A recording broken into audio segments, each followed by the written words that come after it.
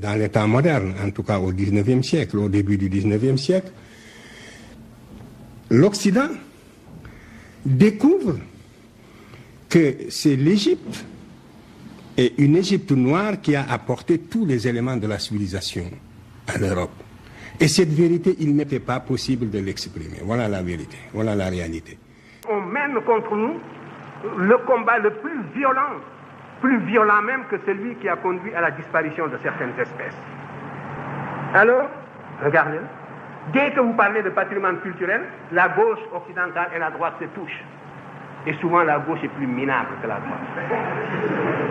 Faites l'expérience, on vous accorde l'égalité abstraite, mais l'idée que des nègres aient pu connaître une promotion historique dans le passé leur est réfractaire. Ils sont réfractaires à cette idée. Mais la formation qu'ils ont reçue tous dans leur plus tendre enfance, les clichés auxquels ils sont habitués dans leur environnement d'enfance, les caricatures et tout cela les empêchait, les rendait aveugles. Par conséquent, il n'y a qu'un seul salut, c'est la connaissance directe. À formation égale, la vérité triomphe. Et arrachez votre patrimoine culturel. Il n'y a pas d'autre voie.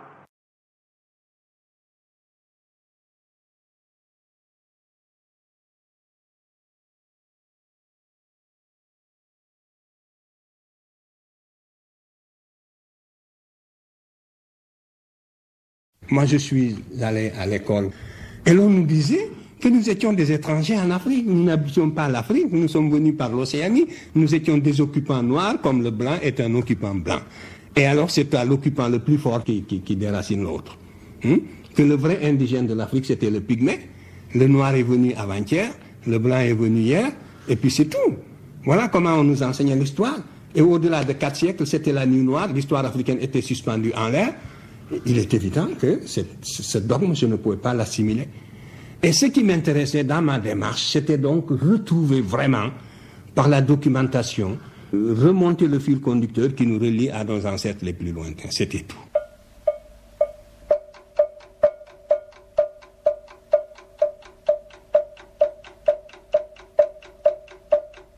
Nous sommes à la Sorbonne, à l'amphithéâtre Liard, où M. Cheikh Anta Diop vient de soutenir une thèse comptant pour le titre de docteur ès-lettres.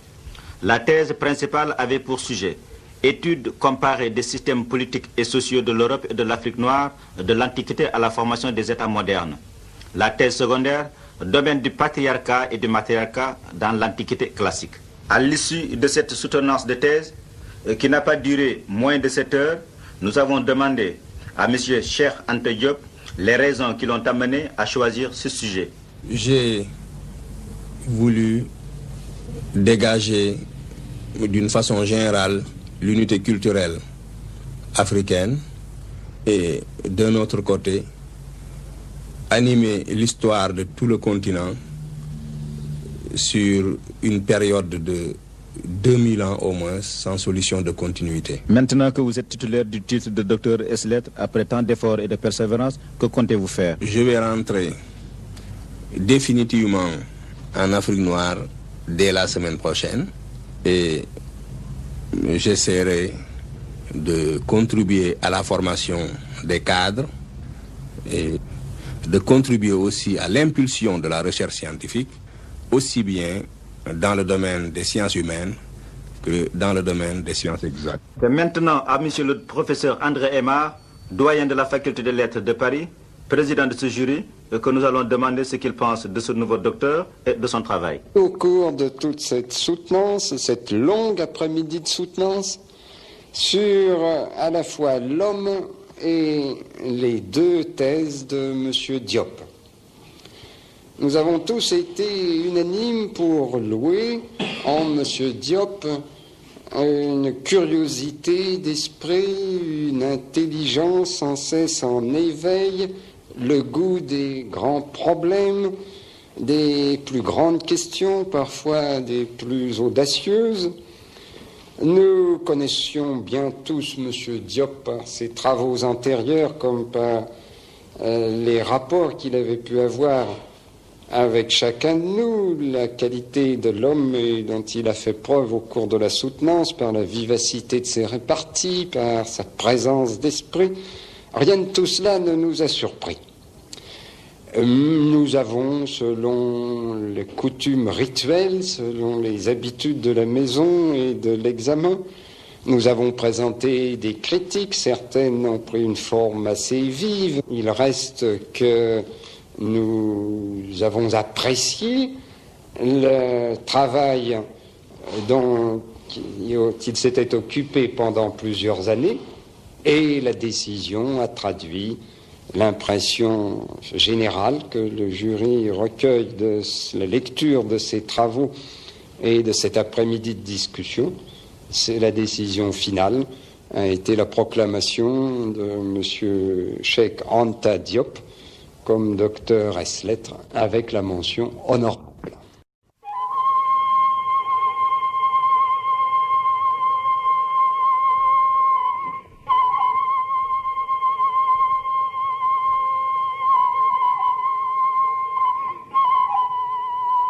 L'origine de l'humanité.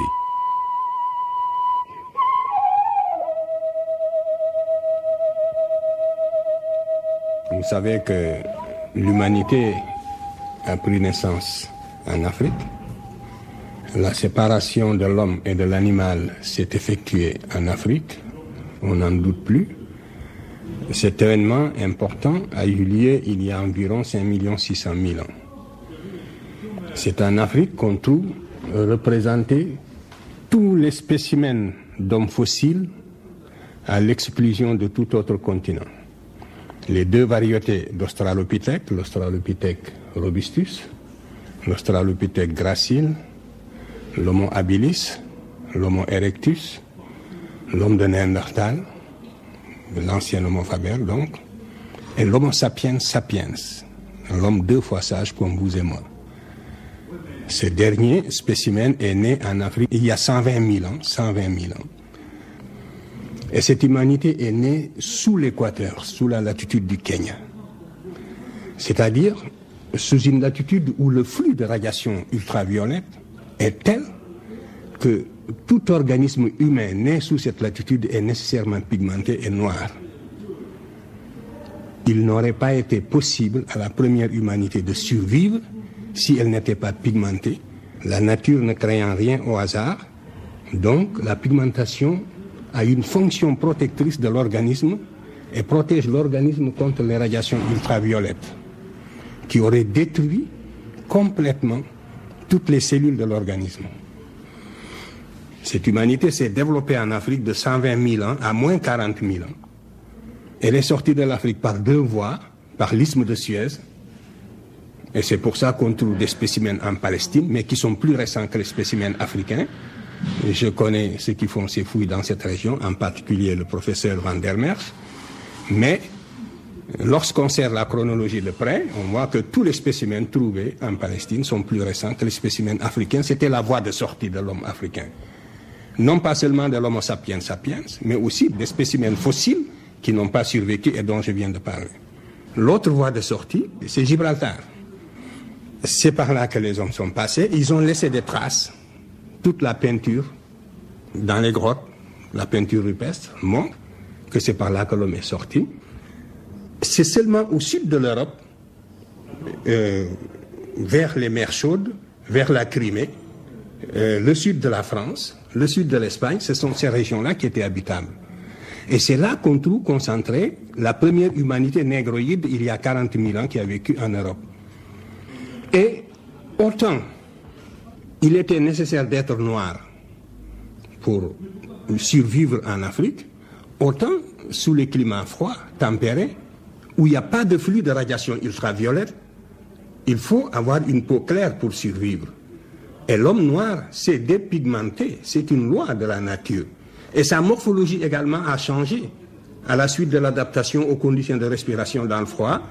Et le blanc, le premier type blanc est apparu, toute idéologie mise à part, il y a 20 000 ans au Solitréen, et c'est l'homme de Cro-Magnon. Le premier nègre, le premier habitant de l'Europe est un négroïde. qui est l'homme de Grimaldi. Quand je me situe seulement au stade de l'homo sapiens sapiens. J'ai laissé tomber les homo erectus et autres qui effectivement aussi sont sortis de l'Afrique parce que ça nous mènerait très loin. Donc voilà le processus par lequel le blanc est sorti du noir, déjà. Et toutes les autres races aussi par filiation plus ou moins indirecte. On aurait pu s'étendre et expliquer dans le détail comment cette humanité est sortie par le détroit de Bering pour aller peupler l'Amérique. Je m'en tiens là pour le processus du peuplement de la Terre. Et aussi comment l'autre branche qui est passée par l'isthme de Suez est allée par les îles de la Sonde peupler aussi l'océan. Alors donc cette humanité qui est née en Afrique, qui était nécessairement négroïde, et qui est née aux sources du Nil, je reviens maintenant à l'Égypte, cette humanité est née aux sources du fleuve Nil, exactement au sens propre du terme, et elle était noire foncée. Alors cette humanité a colonisé progressivement la vallée, avait devant elle 120 000 ans pour descendre de la région de l'Ouganda au delta du Nil. Voyez?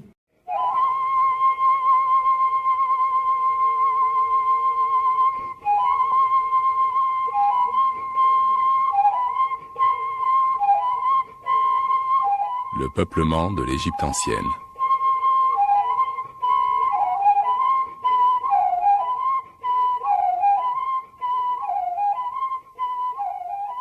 Le fait que les anciens Égyptiens aient été des Noirs nous est prouvé par plusieurs témoignages. On peut aussi démontrer ce fait par tout un ensemble de preuves. Je vous en citerai tout à l'heure quelques-unes, mais je vais commencer par les témoignages.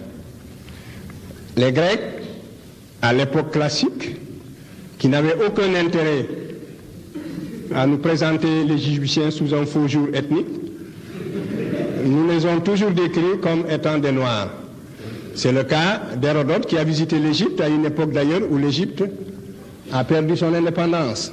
C'était sous les Perses, en moins 455, Hérodote a visité l'Égypte, il a trouvé que les Égyptiens étaient des Noirs.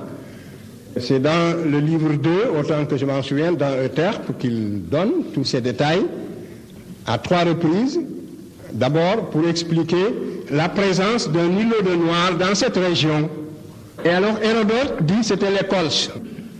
Et c'était un fait intriguant pour les savants de l'Antiquité, les philosophes qui se disaient comment se fait-il en plein 5e siècle qu'il y ait un îlot de Noirs comme ça au sein des nations blanches. Et Hérodote donnait entre autres raisons, il disait que c'était dans ces Égyptiens et que c'est pendant les conquêtes de toutes nos histoires qu'on appelait ces Sésostris que les Égyptiens avaient mis ici une garnison. Ceci était consécutif, vous le savez bien, à l'invasion des Hyksos. L'Égypte avait été précédemment envahie par les Hyksos, et c'est la 18e dynastie qui a donc expulsé les Hyksos, et les Égyptiens ont créé des sortes de marches frontières aux extrémités de l'Empire pour prévenir de telles invasions. Alors Hérodote explique que c'était les vestiges de cette armée, de ces garnisons de Sésostris, c'est-à-dire de toutes nos histoires. Et il dit que la preuve que c'était des Égyptiens, c'est que ils ont la peau noire et les cheveux crépus, mais que ça ne suffit pas comme preuve parce que en plus de ça, il y a le fait aussi qu'ils sont circoncis, etc. Alors donc, nous avons là un témoignage d'Hérodote très précis.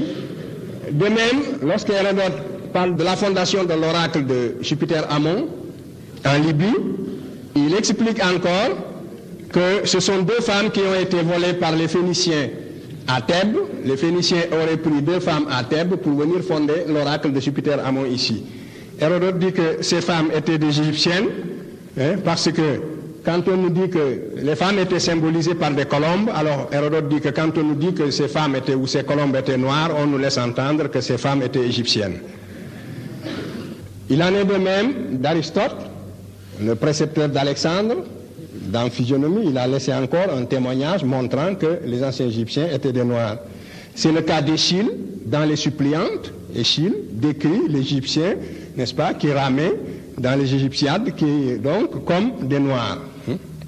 Il en est de même de Diodore de Sicile, qui a vécu sous César Auguste, et de Strabon également, et Strabon pourtant était un chauvin. Mais Strabon, lui aussi, avait décrit les Égyptiens comme des Noirs. De même, Ammien Marcellin et Achille Tacius. Et la description d'Achille Tacius est intéressante parce qu'il donne un détail sur ce qu'il appelle les bouviers du delta.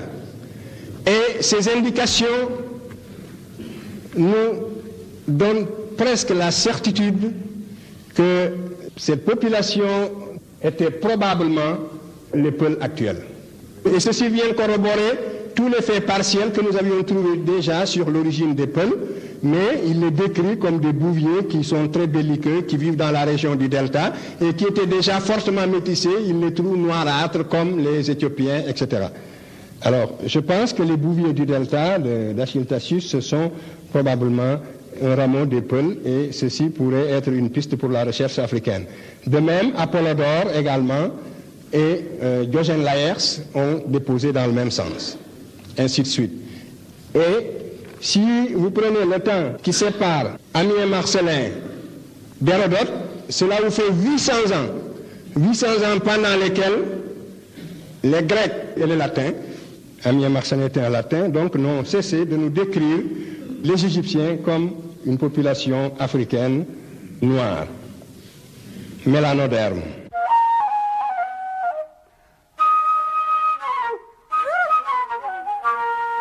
La Bible, le témoignage de la Bible doit être pris en considération.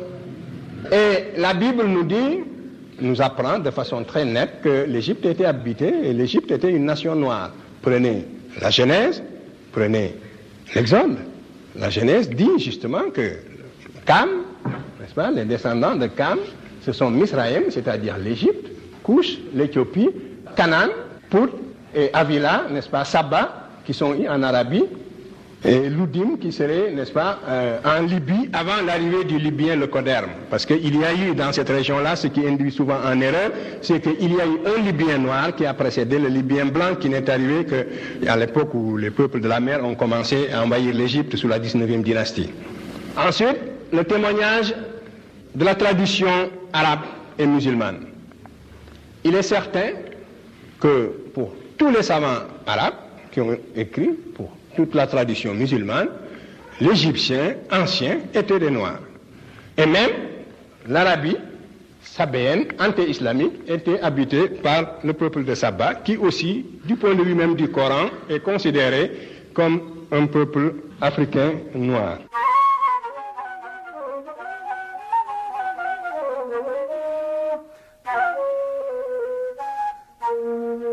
J'en arrive maintenant, très rapidement, aux autres preuves. Les preuves positives que l'on peut fournir montrant que les anciens Égyptiens étaient des Noirs, il y en a une qui résulte de mes propres investigations. Je m'étais dit que si les anciens Égyptiens sont des Noirs, on peut le savoir en étudiant la peau des momies. Effectivement, j'ai procédé à une telle étude et j'ai déposé la conclusion dans un article, j'en ai parlé aussi dans le cadre du congrès du Caire.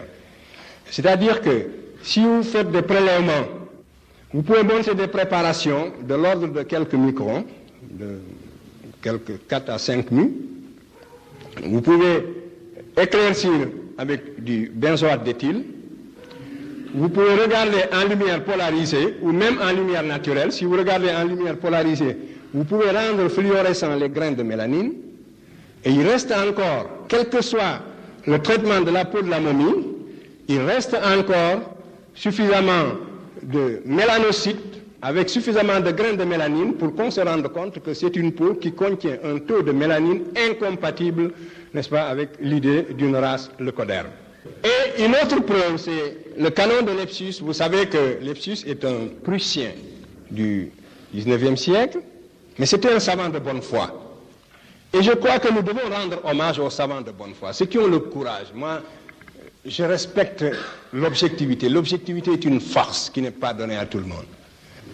Il a établi ce qu'on a appelé le canon de Lepsius, c'est-à-dire des mensurations ostéologiques.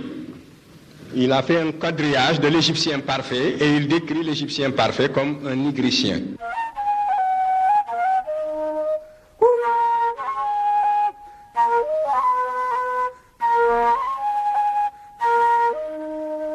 Alors, rappelez-vous que les premiers grammairiens européens, en particulier allemands du 19e siècle, C'était d'ailleurs à la suite, je crois, d'un voyage de Leibniz au siècle précédent. Donc Leibniz avait déjà constaté qu'il y avait une parenté entre le germanique et le vieux persan. Il l'avait vaguement perçu. Et au XIXe siècle, les grammairiens allemands se sont mis à travailler et progressivement, on est arrivé donc à dégager ce qu'on appelle la famille indo-européenne au début du XXe siècle. Et on est arrivé par des méthodes linguistiques rigoureuses à établir, n'est-ce pas, l'existence d'une grande famille indo-européenne. Alors, au début, il ne peut pas en être autrement. J'ai comparé le Wolof avec l'égyptien ancien. On a dit qu'il fallait donc faire l'inverse, plutôt dégager une famille africaine et puis ensuite comparer cette famille avec l'égyptien. C'est une façon de parler. Vous avez bien vu, comme si j'ai cité le cas des grammairiens allemands, c'est précisément pour montrer que une parenté est toujours perçue d'abord entre des langues qui sont relativement éloignées, et cette parenté peut être suivie de proche en proche et on arrive à mettre au point une méthode mieux élaborée pour dégager la grande famille. Alors, nous n'avons pas encore dégagé la grande famille africaine selon des méthodes scientifiques rigoureuses, mais la parenté que j'ai établie entre le Wolof et l'égyptien ancien, et même entre plusieurs langues africaines et l'égyptien ancien, c'est une parenté de type génétique. C'est-à-dire, c'est une parenté qui ne peut pas être fortuite parce qu'elle porte sur la morphologie et la syntaxe. Alors la question que l'on pose est la suivante. Comment se fait-il que ces formes grammaticales soient conservées à travers le temps? Ça, c'est un problème d'histoire, mais que cette parenté soit évidente, qu'elle existe, il n'y a pas de doute. Alors, il y a le fait, je crois, pour répondre partiellement à cette question, on s'aperçoit que si les langues européennes ont évolué très vite, surtout les langues romanes, si à partir du latin, si le latin a éclaté en quelques siècles pour donner naissance aux langues romanes, c'est à cause des invasions barbares. L'Europe a connu des bouleversements sociopolitiques extraordinaires à la fin de l'Antiquité.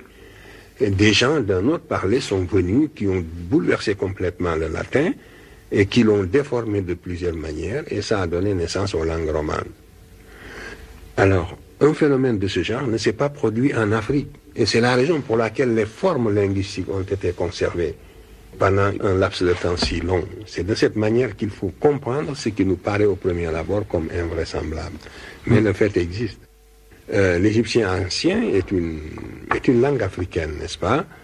Et c'est l'attestation écrite la plus ancienne des langues africaines. Et cela nous permet aujourd'hui donc de faire de la linguistique diachronique. Cela nous permet, disposant de ces formes archaïques en quelque sorte, nous avons la possibilité de faire de l'archéologie linguistique en quelque sorte à partir des formes égyptiennes. Et donc c'est d'un intérêt scientifique immense.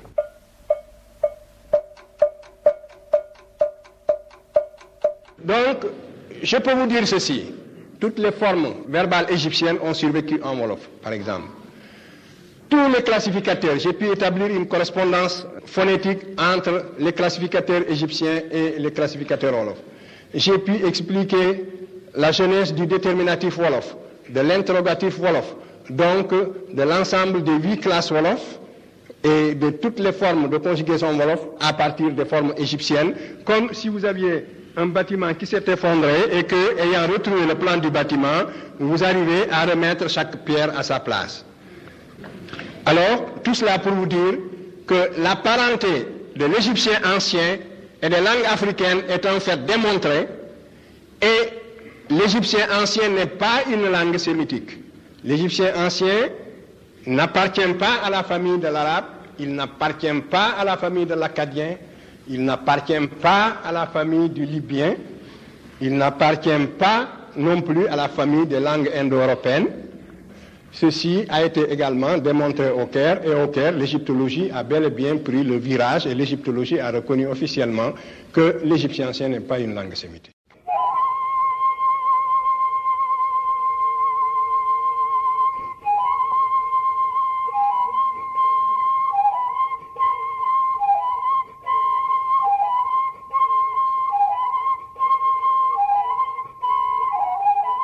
L'apport de l'Égypte à la Grèce antique.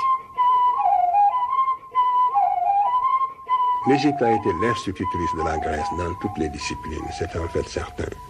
Ce sont les Grecs eux-mêmes qui le disent, ce sont eux-mêmes qui nous l'apprennent.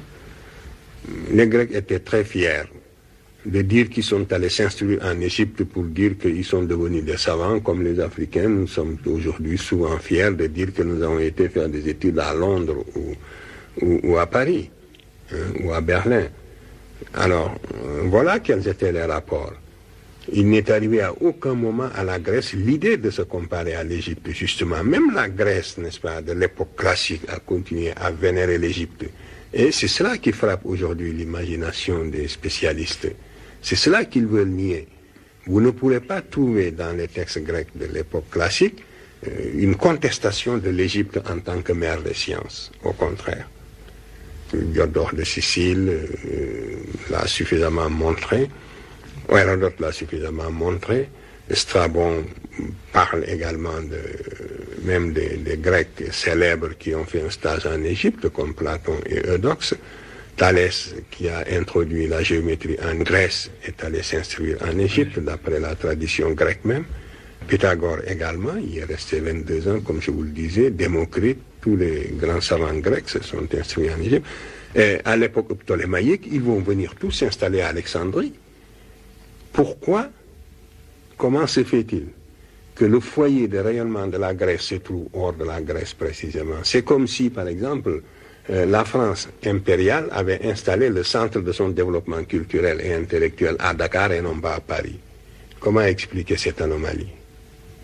Comment se fait-il que toutes les sciences grecques se soient développées en Égypte et non pas en Grèce?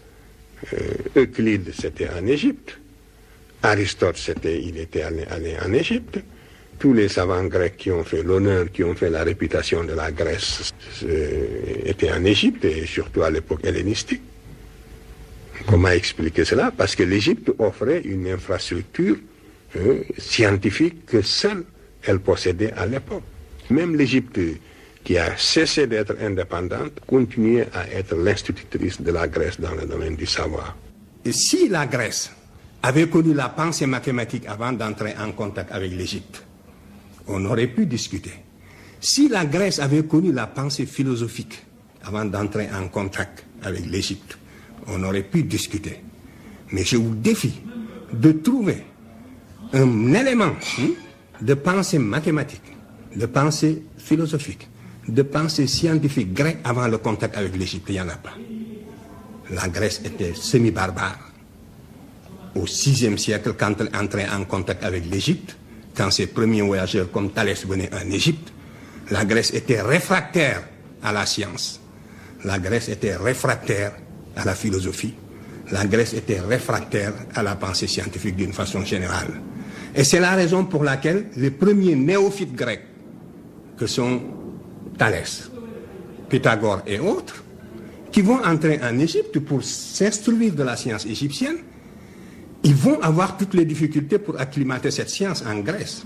Il y avait antinomie entre science, philosophie et État grec. L'État cité s'entend. Par contre, la science est née à l'ombre du pouvoir politique en Égypte, était au service du pouvoir politique, et la pensée philosophique aussi. Et donc, voilà comment cette science s'est développée en Afrique noire, et voilà comment elle s'est propagée en Méditerranée septentrionale. Et seuls les Grecs qui ont vécu en symbiose avec l'Égypte ont pu hériter de ces éléments.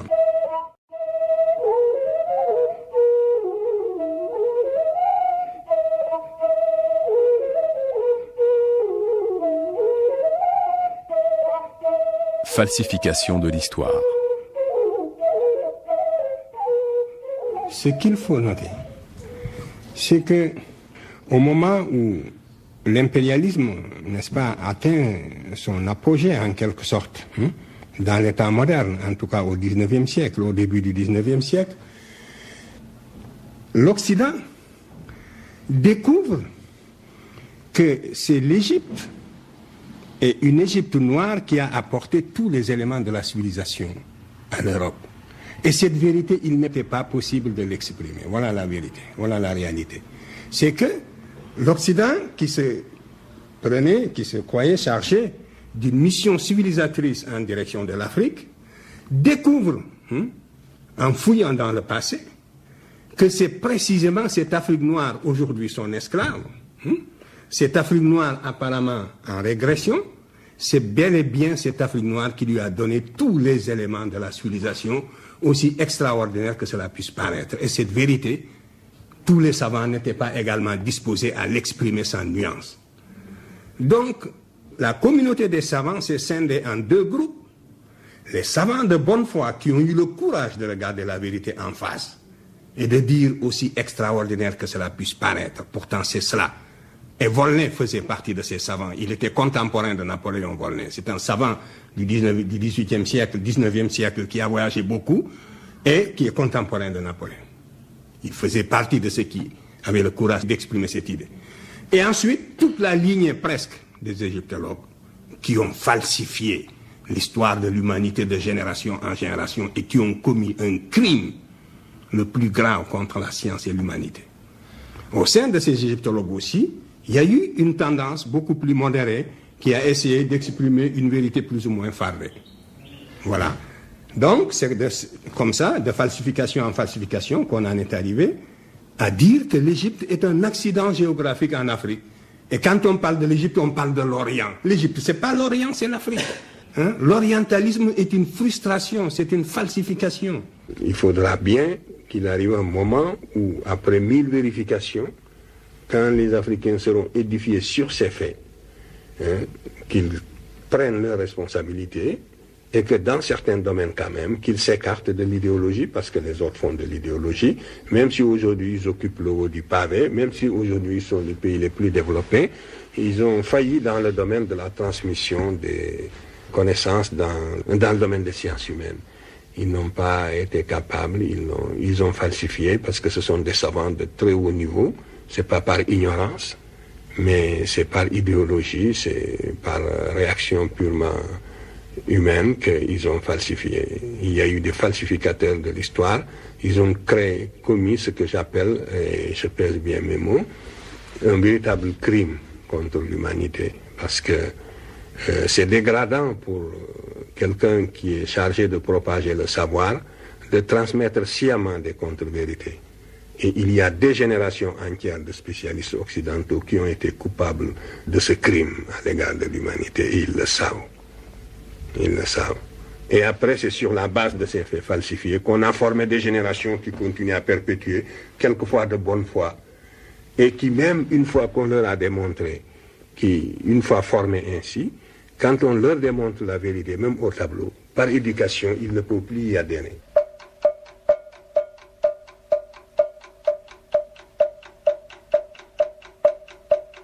Ce qui m'intéressait, c'était donc de retrouver ce chemin humble qui me conduirait à nos ancêtres les plus lointains. Et quand je suis tombé sur l'Égypte, mes camarades le savent de ma génération, j'étais gêné, ça ne m'intéressait absolument pas de tomber sur l'Égypte, pour ce que je cherchais. C'est le fil conducteur, c'est la continuité, c'est la restauration de la conscience historique qui m'intéressait. C'est cette conscience historique qui est le ciment, qui réunit les individus d'un peuple, qui fait qu'un peuple n'est pas une population, un agrégat d'individus sans lien. C'est ce sentiment historique seulement que je voulais restituer, restaurer. Et je ne peux pas non plus, en aboutissant à l'Égypte, falsifier l'histoire par complaisance pour être dans le vraisemblable du moment. C'était tout. Quand je suis tombé sur l'Égypte, par la linguistique surtout, eh bien, ça m'a ébloui, mais ça m'a gêné. Parce que je me suis dit, on va me faire des procès d'intention, on va dire que nous allons inventer une histoire pour doper exactement ce qu'on a dit, que c'était pour doper les peuples en lutte pour l'indépendance, que nous avons fait ça, qu'on nous comprend, et on était en train d'analyser ma conscience pour savoir les motivations psychologiques qui pouvaient me pousser à faire ceci et cela. Qu'est-ce que je n'ai pas entendu dans la vie? Toutes sortes d'arguments, sauf la bonne, qui consiste à discuter avec moi sur le terrain scientifique.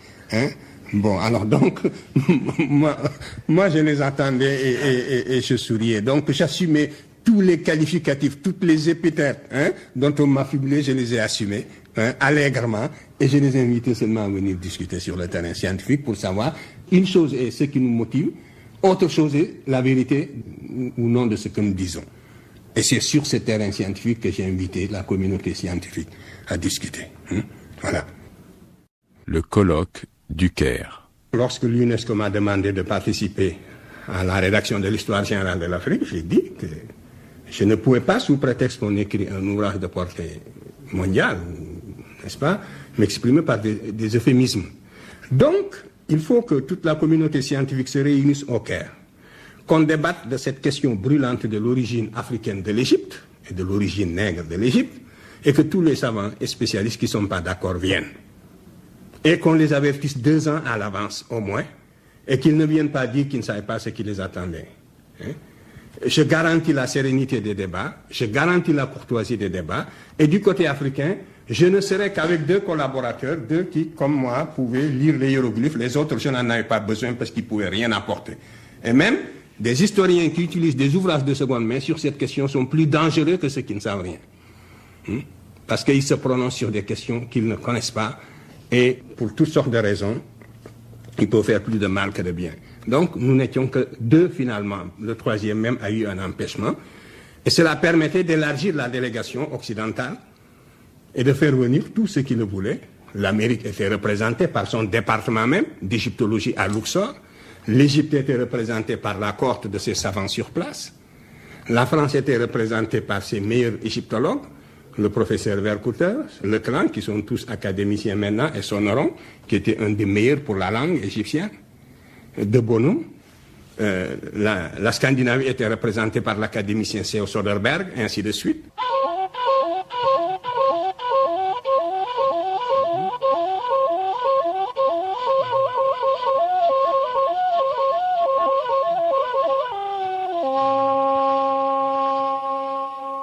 Maintenant, à propos du colloque du Caire, ça a été un combat à armes courtoises, à la loyale, mais tout de même qui a permis de clarifier un certain nombre de points. Je vous lis quelques dépositions. À propos de la culture égyptienne, le professeur Vercouter rappelle que pour lui, l'Égypte est africaine dans son écriture, dans sa culture et dans sa manière de penser. Le professeur Leclan est devenu académicien depuis. Il est le plus jeune membre de l'Institut. Donc, le professeur Leclan, lui, reconnaît ce même caractère africain à la civilisation égyptienne dans son tempérament et dans sa manière de penser. Si c'est la culture qui était en jeu, donc la cause est entendue.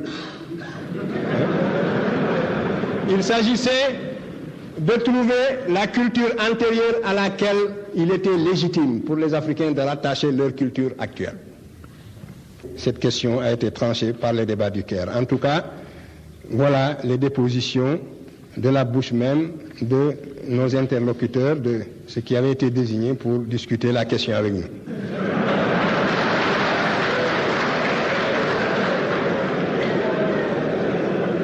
Et le professeur Davis a rédigé ce rapport avec une objectivité digne d'éloge, il faut le dire.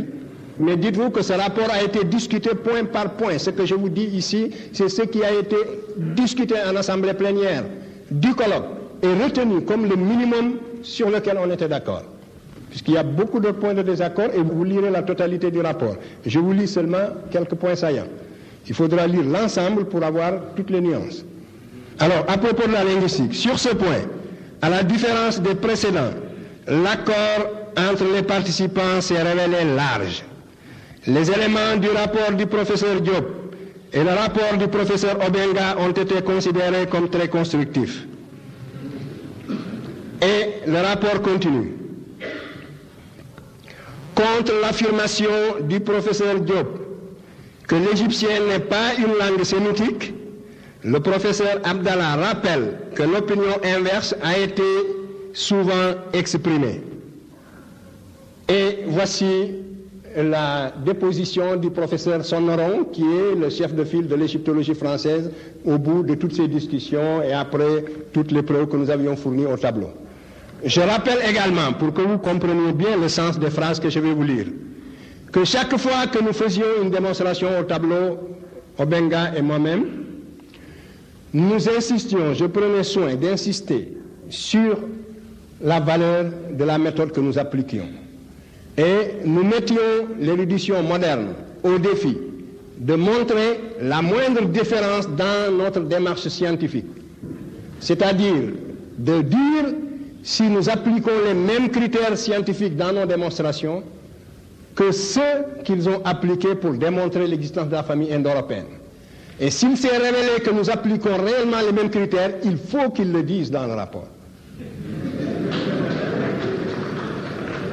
Parce qu'on avait l'habitude, vous savez, l'expérience sert à quelque chose, on avait l'habitude toujours dans les discussions de salon de dire que c'est un assemblage de mots, que c'est des rencontres hasardeuses, etc., etc.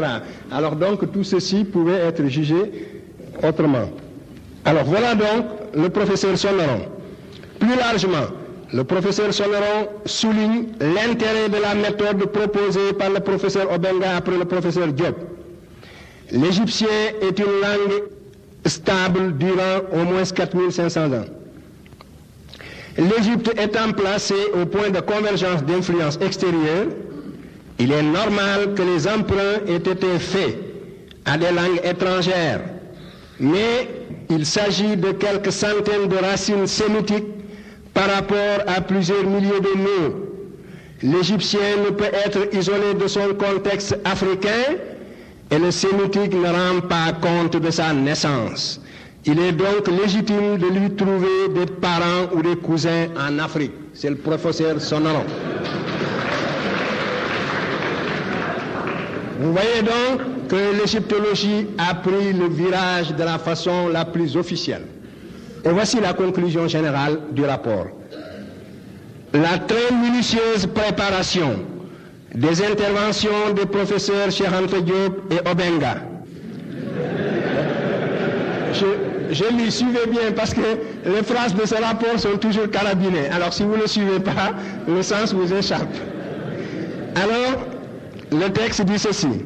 La très minutieuse préparation des interventions des professeurs Cheikh Anta Diop et Obenga n'a pas eu, malgré les précisions contenues dans le document de travail préparatoire envoyé par l'UNESCO, une contrepartie toujours égale. Il s'en est suivi un réel déséquilibre dans les discussions. Sur le plan de la méthodologie scientifique, il faut absolument être sévère avec soi-même. Si nous critiquons la partialité des autres pour tomber dans le même travers, ce n'est plus la peine. À ce moment aussi, nos œuvres, tout ce que nous aurons fait sera frappé de la même caducité. Je crois que sur le plan de la rigueur scientifique, il n'y a pas de concession à faire. Il faut absolument être sévère avec soi-même. Ou alors peut-être quelque chose qui va être sans doute important dans l'élaboration et dans l'écriture de l'histoire africaine, c'est l'utilisation de la tradition orale.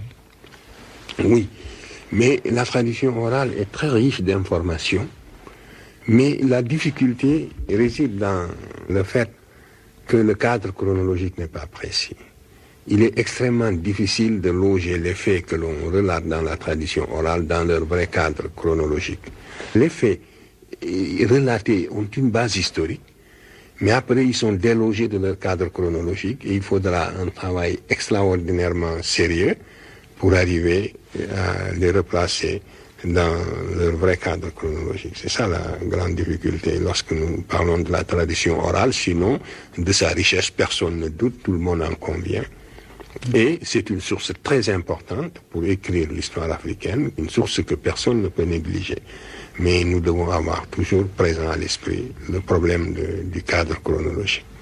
Justement, vous faites bien de souligner le fait que la tradition orale, il ne faut pas la négliger, parce que pour des cultures essentiellement orales, c'est très important, donc cette façon de conserver un certain nombre d'événements. Mais je pense que l'historien africain a quand même recours à d'autres sources de documents. Bien sûr. D'abord des sources archéologiques qui prendront de l'importance de plus en plus avec le temps, au fur et à mesure que les équipes archéologiques seront formées pour fouiller. Je crois que la plupart des informations qui nous seront utiles pour l'histoire africaine sont maintenant dans la terre. Il faudra bien que nous fassions parler les témoignages archéologiques, les fossiles, plus qu'on ne l'a fait jusqu'ici. Et en attendant, il faut faire flèche de tout bois. Nous avons surtout, pour la période du Moyen-Âge, nous avons les chroniqueurs arabes pour l'Afrique de l'Ouest, les tariq al-Soudan, les tariq al-Fitash qui sont écrits, qui sont des textes historiques de très grande valeur, qui ont été écrits par des lettrés africains de l'université de Tombouctou. Et nous avons tous les textes arabes des voyageurs, comme Bekri, comme Idrissi, comme Ibn Battuta, qui a visité le Soudan, et bien d'autres écrivains arabes.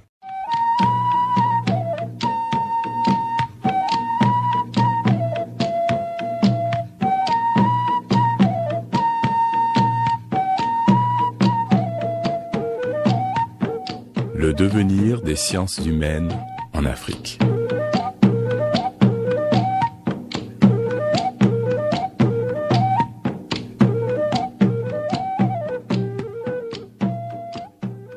On m'a fait beaucoup de procès d'intention, mais des études venant prouver le contraire, on n'a pas pu en faire de consistantes.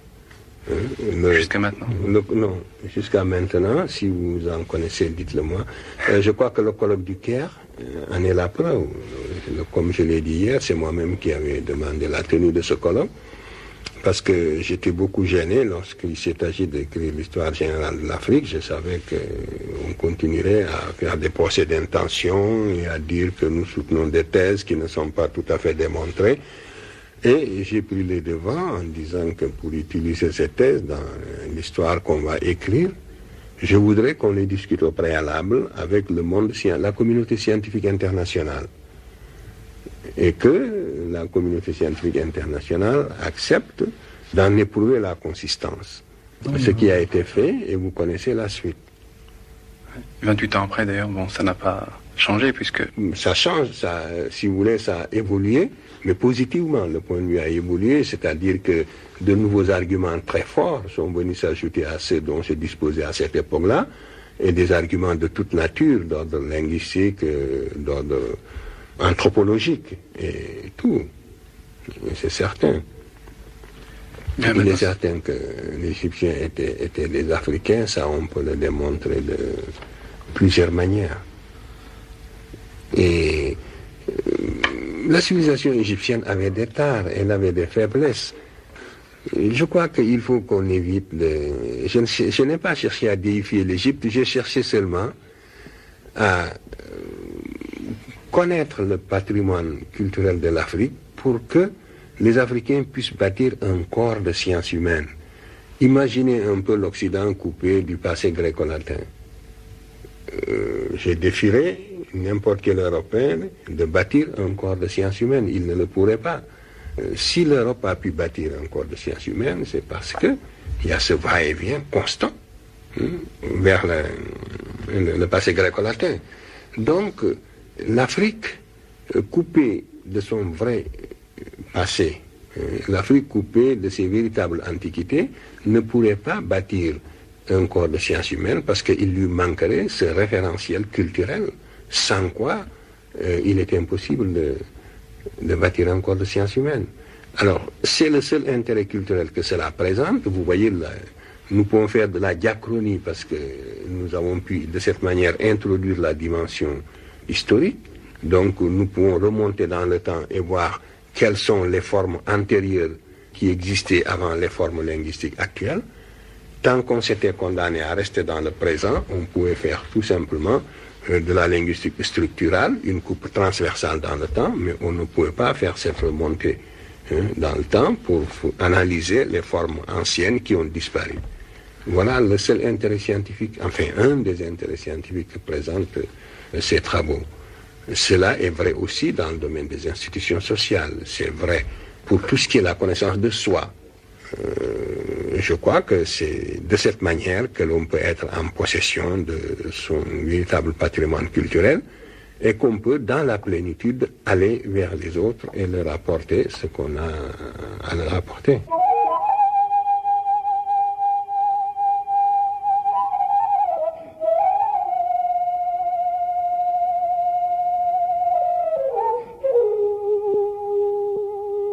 maintenant, c'est les Africains qui doivent prendre leur histoire en charge pour l'écrire correctement, sans aucun doute.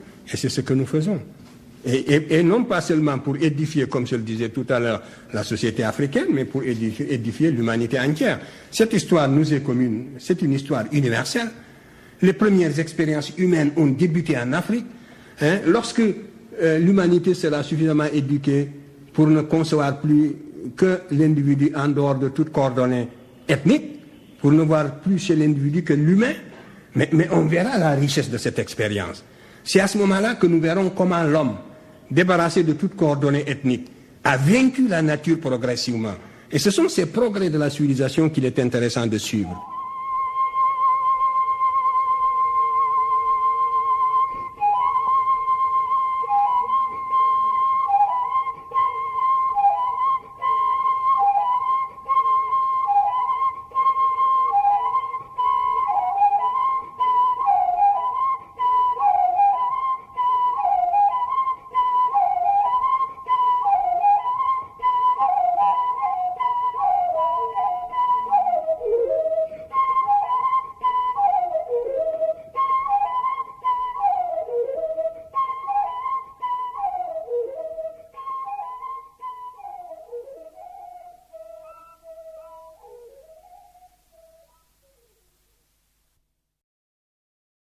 « 1974, colloque d'égyptologie au Caire. Je me suis livré personnellement à une étude de l'anthropologie physique des anciens Égyptiens et voici ma contribution personnelle dans ce domaine. Une légende tenace a fait croire que les procédés de momification qui sont à base de sel, souvent, et qui contiennent aussi des bitumes, ces produits détruisent l'épiderme à telle enseigne qu'il ne reste plus rien et qu'il n'est plus possible scientifiquement d'étudier la peau des momies pour en déduire leur ethnie. Ce point de vue est absolument erroné. Je l'affirme sur la base de mes propres investigations. J'ai étudié les momies égyptiennes qui se trouvent au laboratoire d'anthropologie physique du Musée de l'Homme à Paris, qui viennent des fouilles de Mariette. J'ai fait monter des préparations par notre laboratoire du département des vertébrés et de physiologie de la faculté des sciences de Dakar. J'ai les préparations ici que je mets à la disposition des participants du colloque pour qu'on les observe au microscope. Et nous pouvons absolument voir le taux de mélanine sous la peau des anciens Égyptiens. Il en reste suffisamment malgré la destruction partielle de l'épiderme. Dans la région qui sépare le derme et l'épiderme, il y a des inclusions des bases des cellules des mélanocytes en quantité suffisante pour révéler un taux de mélanine absolument absent chez les races leucodermes. Et j'ai voulu dès l'an dernier appliquer cette étude aux momies royales de Ramsès II, de Séti Ier et de Toutmoses III. Depuis un an, j'écris au conservateur du musée du Caire, car il ne me faut pas plus d'1 mm², 1 mm² de peau, mais prise toujours dans la même région, et je n'ai pas eu ces échantillons, je le regrette. Par conséquent, c'est une étude très facile, accessible, qu'on peut faire. Voici les lames, ce sont des préparations, il suffit de les mettre sous l'objectif d'un microscope pour voir le taux de mélanine. Alors, sur la base donc de mes propres investigations, que sont celles-ci, et jusqu'à ce que d'autres investigations viennent les contredire, j'affirme que le taux de mélanine qui est révélé au microscope, contenu même partiellement, et qui est la quantité résiduelle sous la peau des anciens Égyptiens, est absolument incompatible avec l'idée d'une race leucoderme. Voilà un fait. Ensuite, j'en arrive aux mensurations ostéologiques. Ce n'est pas pour rien que l'égyptologie a évité, bien que disposant souvent de squelettes entiers, de parler d'ostéologie. Mais il y a un grand savant allemand du siècle dernier, c'est Lepsius, justement, qui avait étudié les Égyptiens sous cet angle, qui avait carrelé l'Égyptien, ce qu'on appelle le canon de Lepsius, que tous les égyptologues connaissent. Le canon de Lepsius, justement, dit que l'Égyptien parfait est un négroïde. Le canon de Lepsius, et qui donne, mis au carreau, les proportions du corps de l'Égyptien parfait à les bras courts et négroïde ou nigricien. Pour ceux qui parlaient donc du terme négroïde et nigricien, voilà l'expression de Lepsius. Il trouve il a carrelé le type égyptien, il a fait la mensuration ostéologique, et c'est le caractère le plus permanent, justement, quand on veut distinguer un noir d'un blanc. Vous avez bien vu que les mensurations craniologiques ne permettent de distinguer que des types extrêmes, absolument extrêmes. Les éléments que je vous ai montrés ici, si on les étudiait sous cet angle-là, si cet individu-là n'était pas vivant, parce que quand il est en chair et en os, on n'ose pas en faire un blanc, mais il sortirait, le crâne de cet individu sortirait blanchi de mensurations crâniométriques. Voilà les inconvénients de la craniométrie. C'est que quand l'individu est vivant, vous n'osez pas en faire autre chose qu'un nègre, mais dès l'instant que vous avez une face haute, parce que voilà la face haute, voilà l'indice nasal, vous voyez bien, et pourtant c'est un nègre typique. Donc, voilà les erreurs voulues de la craniométrie. Donc c'est l'ostéologie seulement qui permet, dans le meilleur des cas, de distinguer un nègre d'un blanc. Et c'est ainsi surtout que l'on a distingué l'homme de Grimaldi, du Cro-Magnon, qui est venu après, et qui peut-être par filiation est sorti de lui. Ça, c'est une autre question. Donc, il existe bel et bien un procédé anthropométrique touchant à l'ostéologie qui permet de distinguer le noir du blanc. Et ce critère, Lepsius a appliqué ce critère au peuplement égyptien pharaonique, et il a trouvé que les Égyptiens étaient des nègres, des négroïdes ou des nigriciens. C'est la raison pour laquelle peut-être l'égyptologie a souvent tué les mensurations ostéologiques. Enfin, le groupe sanguin. Le groupe sanguin, même sur les cadavres de la protohistoire, on peut encore déterminer le groupe sanguin. Par conséquent, ici, il serait extrêmement intéressant, toutes les races qui ont été étudiées, tous les restes humains qui ont été étudiés déjà, peuvent être repris sous cet angle-là, sous l'étude du groupe sanguin. Parce que nous savons justement que c'est le groupe sanguin A2 qui est vraiment caractéristique du blanc avant tout métissage. Les Américains ont fait des travaux très poussés dans ce domaine-là. Alors il faudra rechercher le groupe A2 en Égypte. Parce qu'en attendant, l'Égypte appartient absolument, et toute l'Égypte jusqu'au delta, appartient au groupe B qui est encore le groupe de l'Afrique occidentale. Il y a là encore un autre fait qu'il faut prendre en considération, et à l'exclusion du groupe A2 qui est caractéristique de la race blanche avant métissage. Deuxième fait. Voilà donc pour ce qui est de l'anthropologie physique.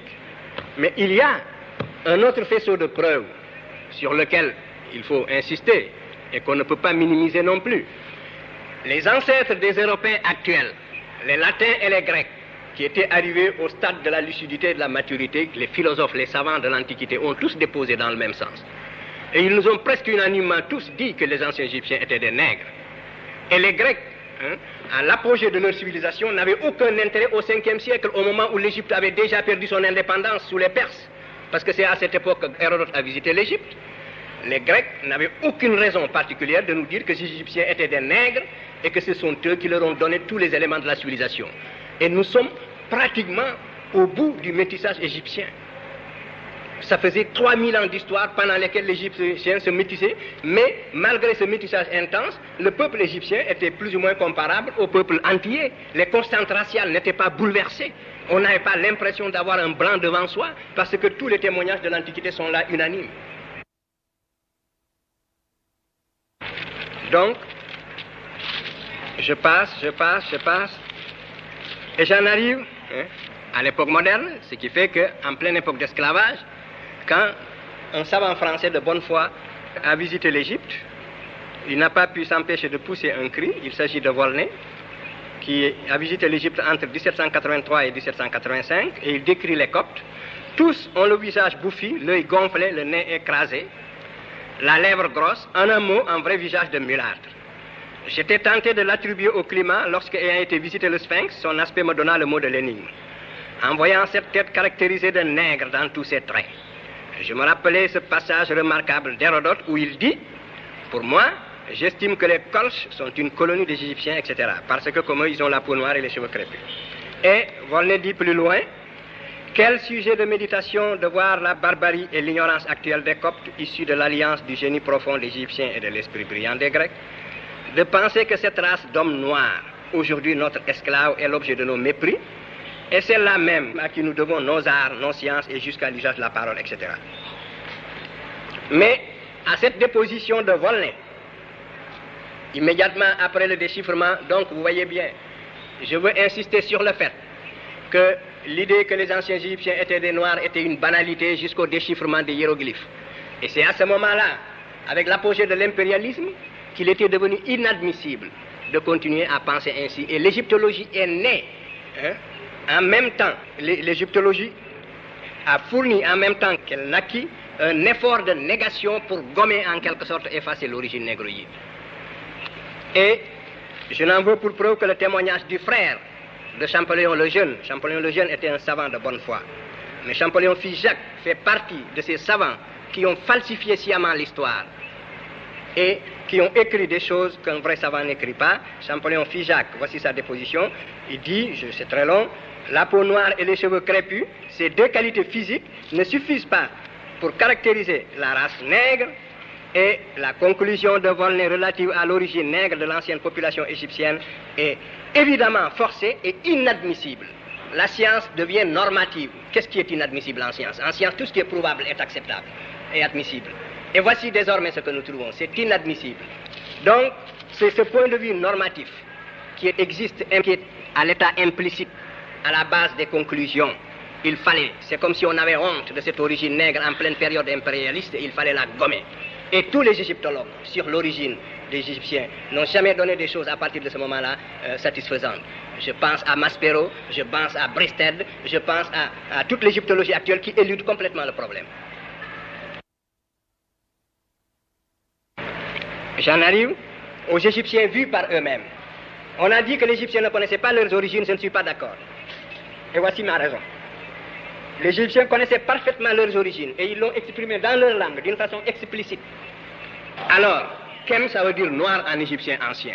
Et la formation d'un collectif en égyptien ancien consiste à mettre un T au singulier, à l'adjectif ou bien au substantif. Et c'est de cette manière qu'on a formé Kemt, qui veut dire le pays noir. Et c'est là que vous faites la confusion. Parce que Kemt, ça veut dire la noire, étymologiquement. Ça veut dire la noire, absolument. Kem, ça veut dire noir, c'est l'adjectif, et Kemt, c'est la noire. Mais les égyptologues avaient l'habitude de dire, puisque le déterminatif qui suit, c'est le déterminatif du pays, alors la noire doit s'appliquer à la terre et non pas aux hommes. Mais ils ne discutaient pas pour savoir si Kemt étymologiquement signifie noir ou pas. Donc, Kemt signifie étymologiquement noir, c'est le terme le plus fort qui existe en égyptien ancien pour dire noir. Si vous en connaissez un autre, d'ailleurs, dites-le moi, je n'en connais pas un autre. Bon. Alors, donc, c'est le seul terme qui existe en égyptien ancien, à ma connaissance, pour dire noir. Et alors, étymologiquement parlant, et il est écrit avec un bout de charbon brûlé. Prenez le Wörterbuch. Dans le Wörterbuch, c'est écrit avec un bout de charbon brûlé, non pas avec des écailles de crocodile. Alors, donc, l'égyptologue disait qu'il faut l'appliquer à la terre noire à cause du limon et non pas aux hommes à cause du déterminatif. Alors qu'aujourd'hui, quand nous disons Afrique noire et Afrique blanche, nous savons que nous parlons des hommes. Alors, mais là où la position des égyptologues n'est plus défendable, c'est quand le même Kemt maintenant est suivi d'un déterminatif composé de l'homme, de la femme et des trois traits du pluriel. Et à ce moment-là, si on est conséquent avec soi-même, on est obligé de dire que cette fois-ci, noir s'applique nécessairement aux hommes qui suivent au déterminatif. Parce que le déterminatif a changé. Si le déterminatif est le pays, je veux bien que noir s'applique au pays, mais si le déterminatif, ce sont les hommes, c'est l'ensemble du peuple d'Égypte symbolisé par l'homme, la femme et les trois traits du pluriel, alors on raisonne selon les mêmes critères, il faut avoir le courage intellectuel de dire que ce sont des nègres. Bon, et cette racine a proliféré dans les langues africaines. Cette racine veut dire noir, nègre également. En Wolof, nous avons aujourd'hui Khem, qui veut dire charbonné. Et nous avons Khemit en Wolof, qui veut dire ce qui a charbonné. Par conséquent, et nous avons un peu Kembu. Et nous savons bien ici comment ce B peut être engendré, du point de vue purement linguistique. Kembu qui veut dire le charbon, un peu. Par conséquent, cette racine, Khemit, a proliféré dans les langues africaines. C'est la fameuse racine kamitique, le mot kamit sur lequel nous allons longuement discuter. Voici son origine étymologique. C'est le terme par lequel les Égyptiens anciens se désignaient et qui veut dire noir charbon. Et voici, mieux encore, les Égyptiens avaient encore un autre mot, également, c'est toujours. Donc, il y a Kemkyu, également.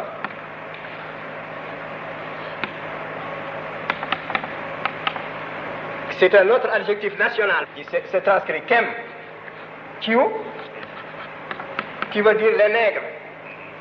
Et ce sont ces deux adjectifs nationaux que l'Égyptien utilisait pour se désigner. Le noir, c'est la couleur bénite chez les anciens Égyptiens.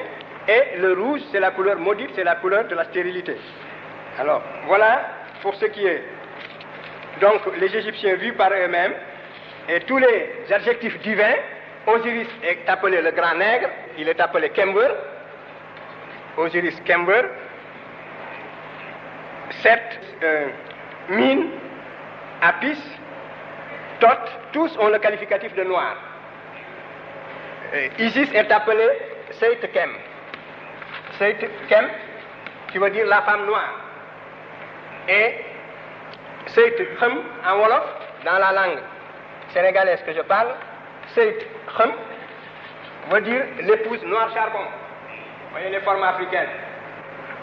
Bon, alors maintenant, je voudrais juste par ces quelques exemples vous montrer que la parenté entre l'égyptien ancien et les langues africaines est une évidence que l'érudition moderne n'a pas la possibilité d'écarter.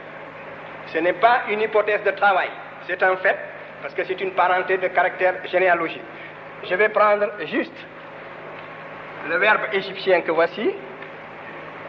Je conjugue juste le verbe kef en égyptien ancien, en wolof et en copte. J'affirme, et à vous de le vérifier, que kef veut dire en égyptien ancien capturer, saisir sa proie. Kef veut dire en wolof saisir sa proie, capturer. Ces deux verbes, je les conjugue. En égyptien ancien, j'ai donc kef, i, conjugaison suffixale. Kef, ek, kef, et, le t,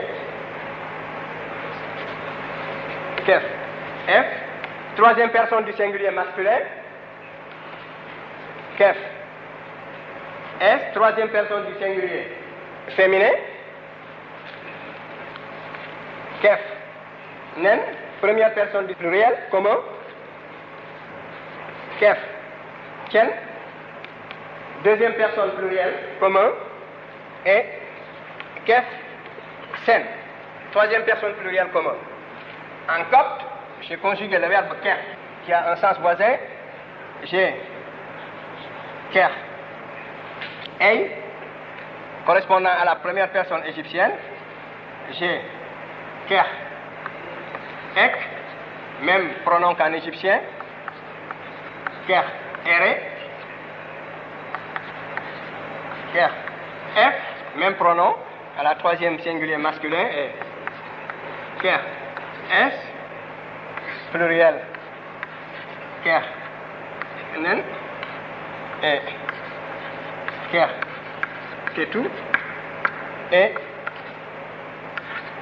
ker, ei. Voilà le copte. Et en wolof, j'ai keuf, na, keuf, nga, keuf, na, et à la troisième personne du singulier, j'ai justement ces deux formes qui sont devenues des formes indéfinies parce que le féminin désinentiel n'existe plus en wolof, donc ils sont devenus des pléonasmes. Nous avons keuf f et keuf s qui sont des archaïsmes en wolof. Voilà. Ensuite, je continue. Kef, keuf nanu, keuf nge, et keuf nañu.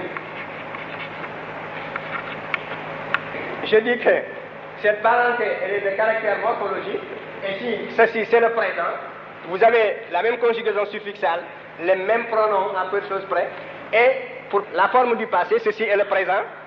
Pour le passé, dans les trois langues, vous mettez n. Et tout ceci, vous le trouvez dans mon rapport, vous avez tout le loisir pour l'examiner en détail et le critiquer. Alors donc, maintenant, je veux montrer que ici, la parenté que je vais établir est une des plus fondamentales, elle ne prend pas plus de 2 minutes. Il s'agit de la correspondance entre les déterminatifs égyptiens et les déterminatifs wolof. Le déterminatif pou en égyptien correspond, et pou ou bien Ipou. Je mets la forme avec le I prothétique entre parenthèses. Correspond au wolof bou, avec même signification, bien sûr. La forme est là. Nous pouvons dire donc que un P égyptien correspond à un B wolof dans ce cas-là. Et nous voyons que le P égyptien, qui était une occlusive sourde, a été sonorisé parce qu'elle s'est trouvée presque en position intervocalique. Elle s'est trouvée en position intervocalique. Elle est par conséquent devenue sonore en wolof et nous avons bou à la place du P. Et par conséquent, c'est absolument selon les lois linguistiques. Alors nous avons maintenant en égyptien ancien Pouy, P, W, Y, que j'écris I, P, W, Y également, entre parenthèses, pour montrer comment la vocalisation de l'occlusive s'est faite. Alors, nous avons en wolof Bouy, B, W, Y. Donc, nous avons ici B, P qui correspond à B, un autre mot, W qui correspond à W dans les deux langues, disons voyelle vélaire, Y à Y. Ensuite, nous avons pen, en égyptien ancien, PN, ou I, P, N, même correspondance absolue. Nous avons en wolof B, bané, avec la vocalisation, B à B et N à N.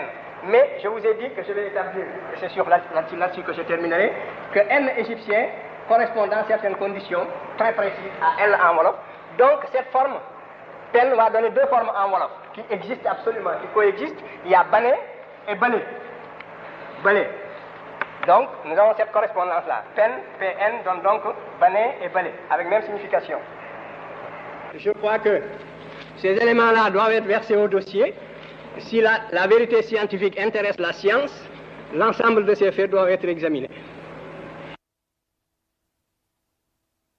Les anciens Égyptiens, si nous voulons clarifier ce problème, il faut appliquer les mêmes poids et les mêmes mesures. Nous disons seulement que nous entendons par race, nous savons que la notion de race est une notion tout à fait relative. C'est une notion délicate à manier. Mais il n'en demeure pas moins que l'on en parle. Et ce qu'on appelle globalement ou approximativement la race blanche en Europe, c'est ce que nous appelons globalement, relativement, la race noire en Afrique. Voilà, ça c'est clair. Alors, donc, il faudra maintenant absolument, pour bien voir, chaque fois renverser le problème pour savoir si les Africains sont sur une position correcte. Alors, nous verrons, comme je vous le disais, que à propos de la race blanche, moi je vous ai dit que l'anthroposociologie du milieu du siècle dernier et du début de ce siècle, vraiment réalisé des œuvres extraordinaires. Et je cite ici une seule phrase de Lapouge, dans un article publié en 1897, où il ne posait pas moins d'une douzaine de lois fondamentales de l'anthroposociologie, dont quelques-unes sont bien typiques. Par exemple, la loi de répartition des richesses stipulait que dans les pays à mélange européus alpinus, où il y a un homme, l'homme qu'ils appelaient l'homme européen, le dolichocéphale blond aux yeux bleus, et la race alpine qui passait pour une race asservie. Donc, Lapouche disait que dans tous les pays où il y a ce mélange, la richesse croît en raison inverse de l'indice céphalique. Voilà comment on faisait de la micro-anthropologie en Europe au siècle dernier. Et il est évident que pour ces hommes, il n'y avait pas de nation européenne au sens où on l'entendait. Et pour eux, c'était la classe aristocratique supérieure. L'Europe n'était pas encore très engagée dans la colonisation. Elle commençait à peine. Alors, cette micro-analyse explosive s'appliquait au territoire européen même. Et la classe dominante, n'est-ce pas, voulait établir une distinction de race. C'était la micro-analyse explosive. Alors cette méthode, maintenant, l'Europe l'a dépassée. Elle a compris qu'il y a une façon de prendre les choses à l'échelle macroscopique. Et aujourd'hui, nous ne distinguons plus en France une race alpine et une race européenne dolichocéphale. Bien qu'il y ait des nations dans le Nouveau Monde qui tiennent compte de cette existence jusqu'à présent dans les lois et dans les quotas de migration. Alors, donc, nous sommes là encore, toujours arrivés à cette contradiction fondamentale. Ce sont des Blancs qui ont la peau noire. Vous voyez bien Il faut sortir de là. Moi, je crois que nous sommes là pour aider justement à l'émergence d'une nouvelle conception des choses. Je crois que dès l'instant, et ceci vient de l'éducation qu'on a reçue pendant ces derniers siècles, les uns et les autres, forcément, tous ceux qui ont vécu dans cette nouvelle idéologie, n'est-ce pas, de l'époque industrielle, ne pouvaient plus se faire à l'idée d'un nègre responsable d'une création. Voilà la difficulté. Elle est psychologique, elle est dans l'esprit. C'est donc au niveau de la perception. Dès qu'une race est responsable d'une civilisation, même si elle est noire de la tête aux pieds, même si elle est lipue, même si elle est promenade, elle ne peut plus être perçue, occidentalement parlant, comme étant nègre. Le nègre, c'est un être qui n'existe nulle part. C'est le nègre, c'est un être blanc ou noir qui n'a pas créé de civilisation. Mais dès qu'on a créé une civilisation, on doit sortir de cette catégorie, même si on est noir de la tête aux pieds. Je crois que c'est cette image-là qui, même lorsqu'on est devenu, adulte, quand on raisonne et qu'on dispose de toutes ses forces intellectuelles, de toute sa force intellectuelle, et qu'on se croit affranchi des traces, si vous voulez, des entraves de ces premiers moments de la formation intellectuelle, eh bien, souvent, ce n'est pas tout à fait le cas. Et c'est ce qui reste, et c'est dans le subconscient, la plupart du temps. C'est cette fuite de la réalité palpable pour trouver à tout prix une interprétation, l'image la plus correcte, la plus adéquate pour la décrire, eh bien, c'est la lampe philosophique. La lampe philosophique, vous savez ce que c'est, que je ne vais pas donc vous la décrire en détail, mais en tout cas, c'est une lampe qui brûlait selon des principes que la science n'avait pas encore expliqués jusqu'à ce jour, ou qu'elle venait de découvrir, et les philosophes qui jusque-là avaient créé le monde sur la base d'autres principes, pour eux, ils étaient perdus, c'était en dehors des principes, en dehors de ce qui pouvait être. Par conséquent, la flamme était là, mais elle n'existait pas. Et la négation de la race égyptienne aujourd'hui, en dépit de toute cette réalité palpable que je mets sous les yeux des plus grands spécialistes du monde, n'est-ce pas? Eh bien, c'est cela. C'est cet effet de l'éducation, je crois. Pour abonder dans le sens, vraiment, dans le sens du professeur Vercouter, et apporter une précision. C'est pour cela que j'interviens. Je voudrais dire ceci, que une mission, l'étude de la région du Darfour, le Darfour est presque contigu, pas tout à fait, mais c'est à l'ouest de cette région dont je viens de parler. Alors, la migration dont j'ai parlé, c'est scindé en deux. Il y en a une qui longe en quelque sorte le tropique, qui est entre les deux tropiques, si vous voulez, entre le tropique et l'équateur, et qui s'est glissée dans ce couloir, n'est-ce pas, jusqu'au niveau du Sénégal, et l'autre qui a immédiatement suivi la vallée du Zaïre, au niveau de la vallée du Wélé, que l'on peut absolument jalonner, et qui arrive jusqu'à l'océan Atlantique, qui remonte un peu la côte, et qui s'arrête au niveau du Cameroun. Et alors, donc, les populations qui sont dans la région du golfe de Guinée, c'est-à-dire les Yoruba et autres, apparaissent comme des populations piégées.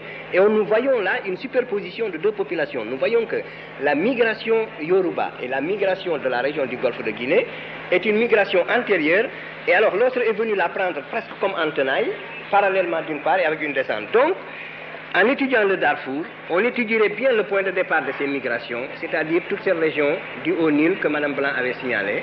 Je voudrais que cette région soit inclue, la région de Nouer, Chilub, Dinka, Kaukau, avec accent mis sur l'étude des Kaukau particulièrement qui risque de disparaître.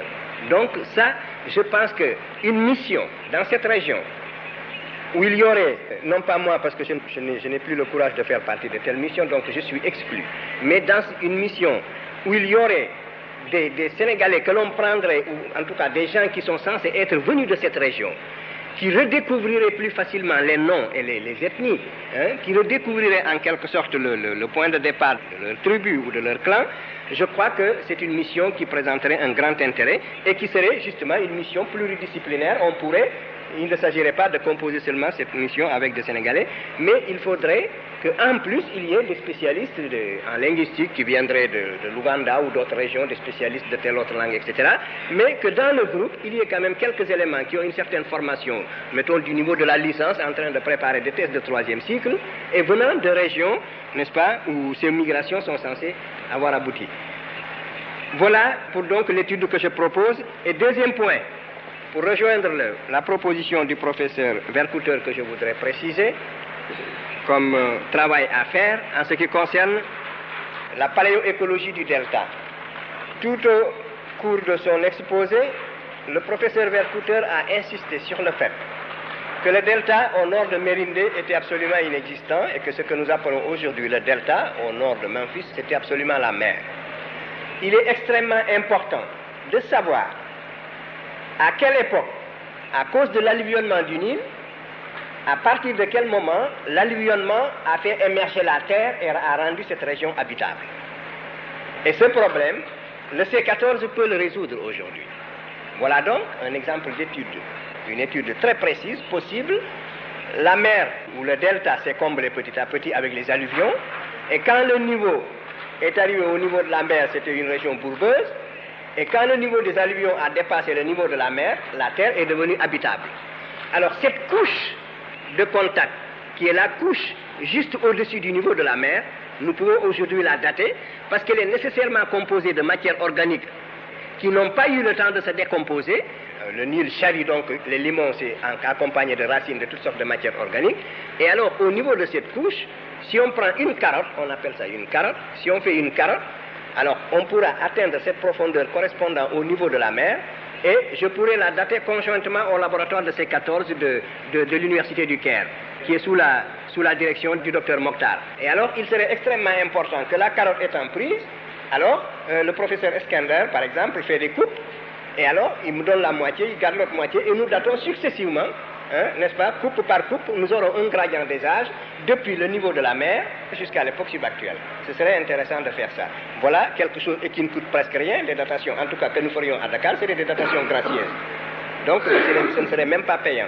Il n'y aurait que la carotte à sortir et à donner une partie au professeur Eskender et l'autre à nous. 1984, conférence à Niamey, Niger. Je crois que le mal que l'occupant nous a fait n'est pas encore guéri. Voilà le fond du problème. L'aliénation culturelle finit par être partie intégrante de notre substance, de notre âme. Et quand on croit s'en être débarrassé, on ne l'a pas encore fait complètement. Souvent, le colonisé ressemble un peu, ou l'ex-colonisé même, ressemble un peu à cet esclave du 19e siècle, qui libéré va jusqu'au pas de la porte, et puis revient à la maison parce qu'il ne sait plus où aller. Il ne sait plus où aller.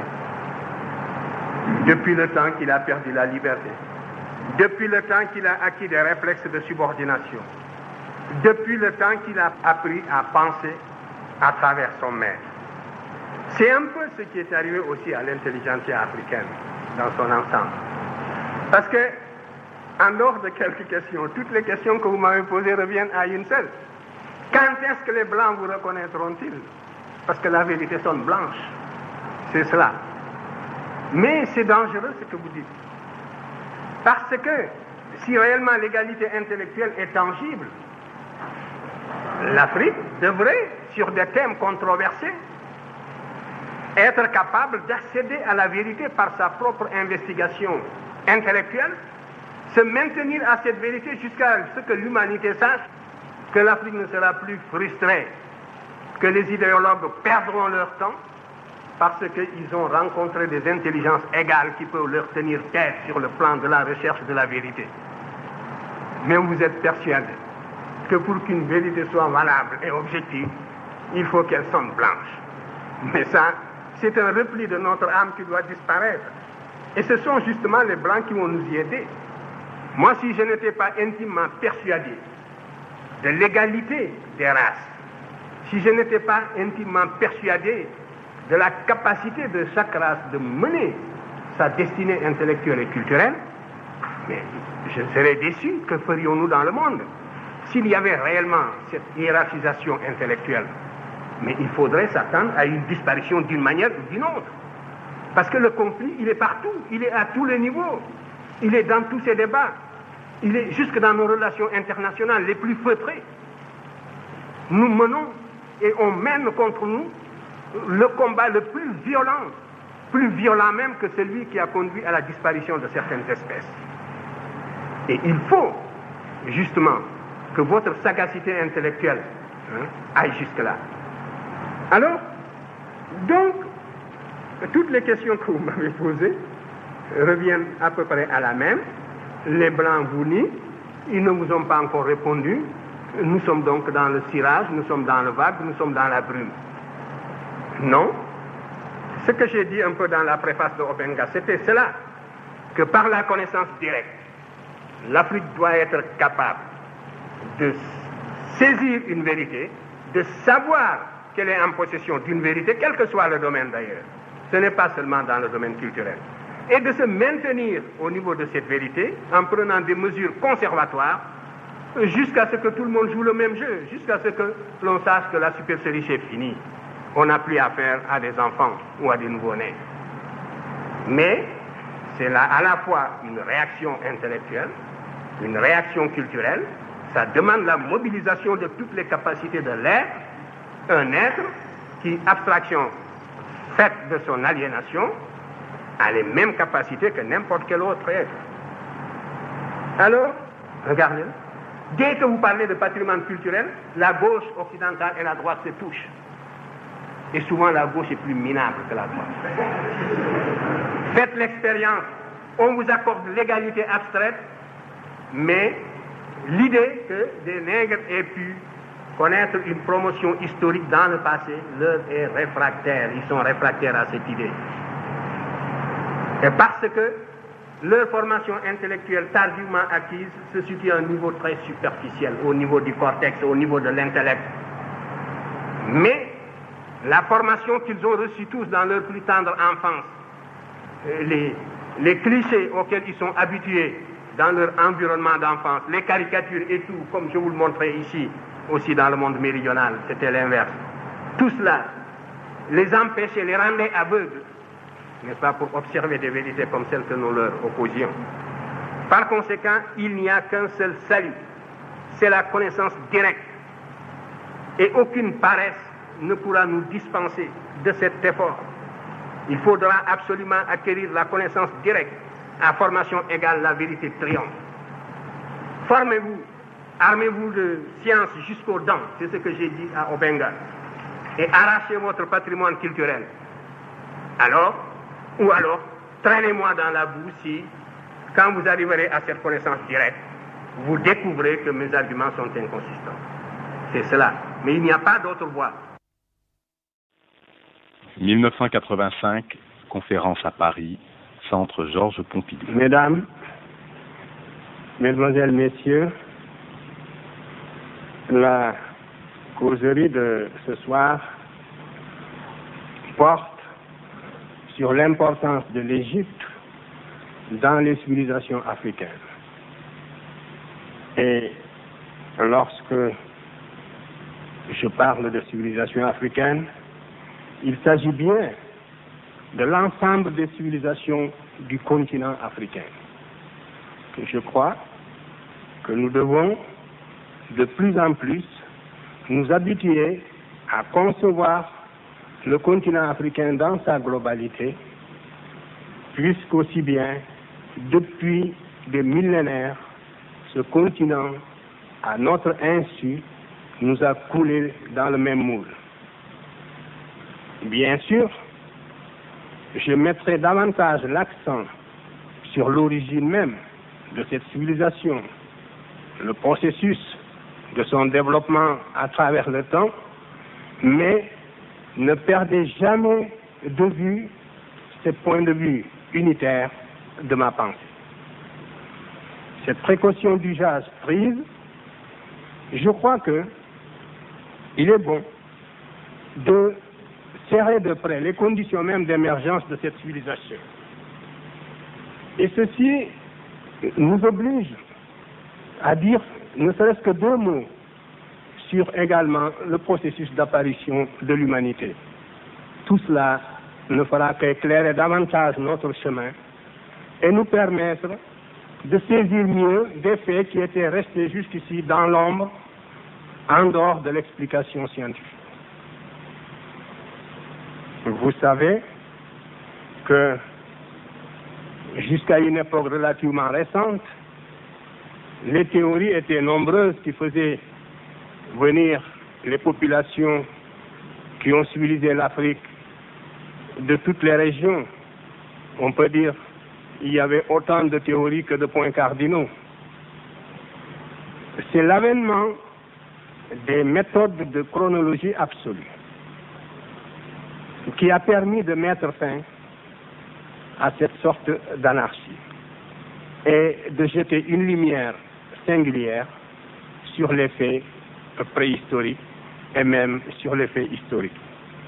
En effet, c'est depuis que l'on a pu assigner des dates absolues aux faits préhistoriques et même à des faits historiques jusqu'à quelques siècles avant nous, que l'on a commencé à voir clairement dans l'histoire de l'humanité.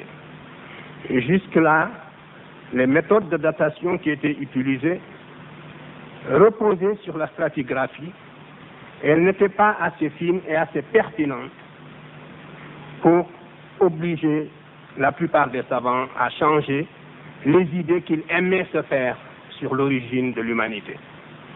Ainsi, une grave autorité à l'époque s'était prononcée en disant que l'Afrique était à la traîne.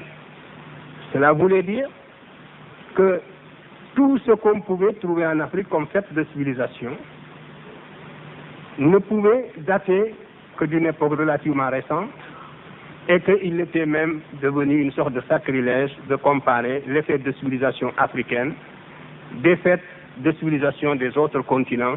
Il fallait considérer l'ensemble du continent africain à part.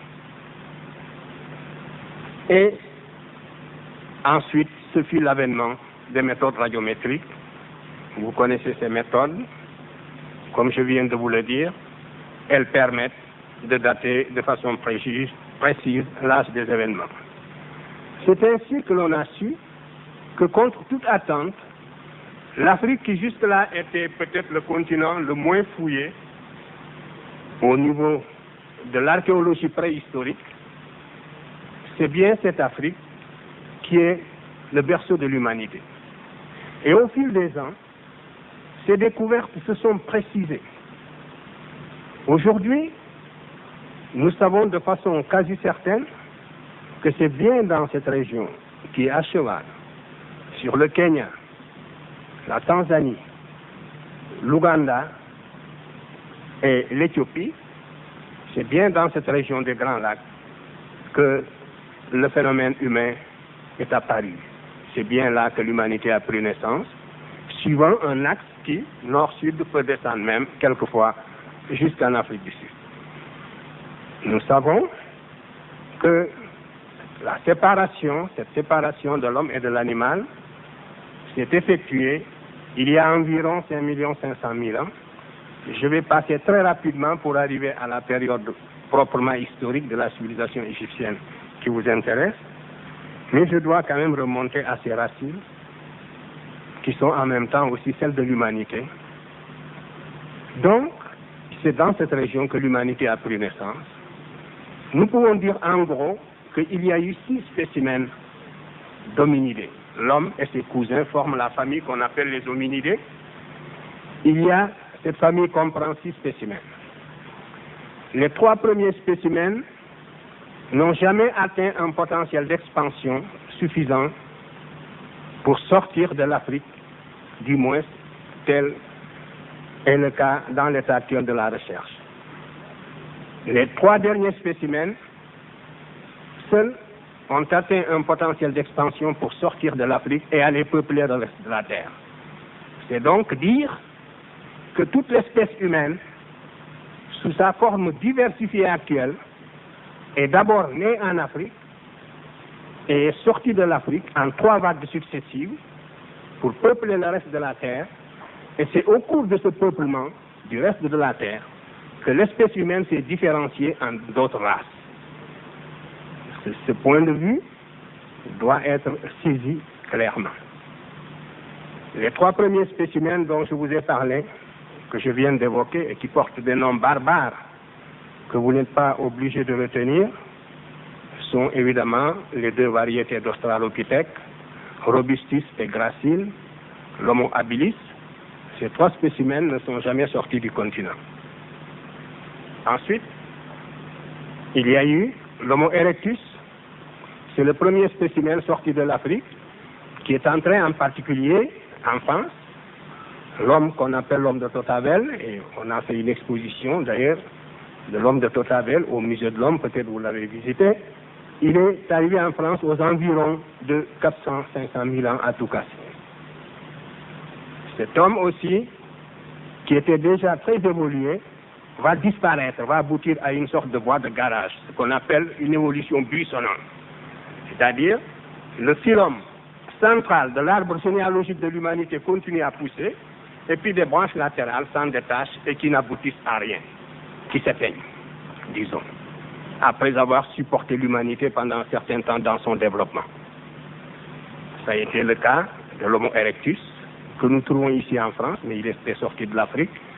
Il est passé probablement par le détroit de Bering, de Gibraltar, peu importe, et par l'isthme de Suez aussi. Le même homme, on le trouve en Asie également, partout dans le vieux monde, sauf en Amérique.